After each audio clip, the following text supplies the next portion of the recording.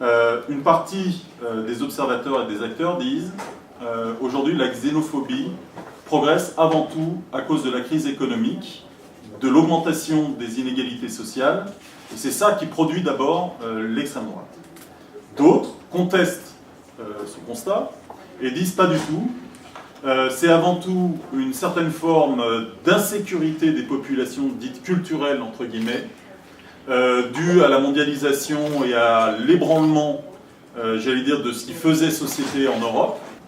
L'augmentation des inégalités se produit absolument partout en Europe. Et ce n'est pas parce que le taux de chômage est bas que les salariés sont forcément prospères et surtout arrivent à s'identifier à une perspective de progression pour eux et, j'allais dire, de progrès collectif pour la société.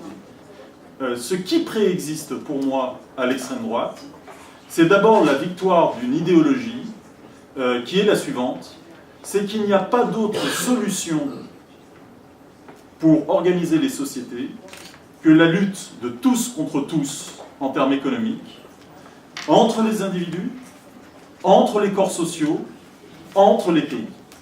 Et que le libéralisme n'est pas une idéologie, n'est pas un projet politique, mais que le libéralisme, c'est comme l'air qu'on respire, c'est une évidence naturelle, et qu'on ne peut rien faire en dehors de ce cadre, parce que l'économie est globalisée, et que dès que vous voulez commencer à tracer des perspectives qui ne sont pas des perspectives qui s'inscrivent dans le cadre de l'économie libérale, eh bien, à partir de ce moment-là, vous êtes puni.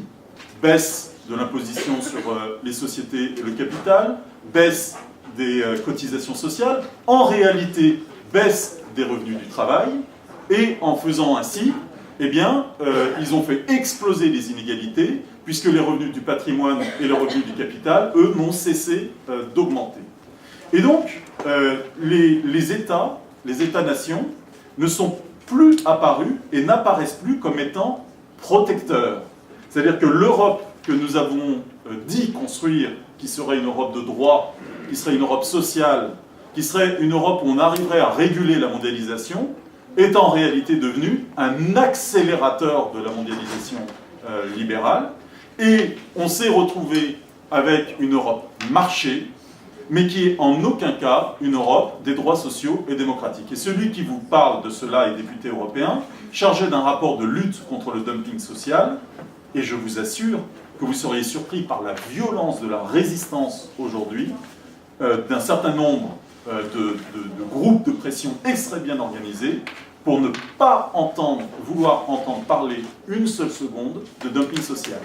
Si l'Europe n'est pas une réponse, et n'a pas été une réponse justement à cette avancée du libéralisme qui fragilise, eh bien justement les gens ont voulu trouver et veulent trouver d'autres cadres plus protecteurs.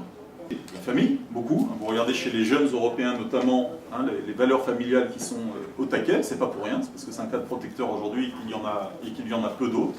Puis la communauté c'est les amis, la communauté c'est le territoire, la communauté c'est l'origine culturelle, et ça ne touche pas que les gens qui sont issus de l'immigration. Hein.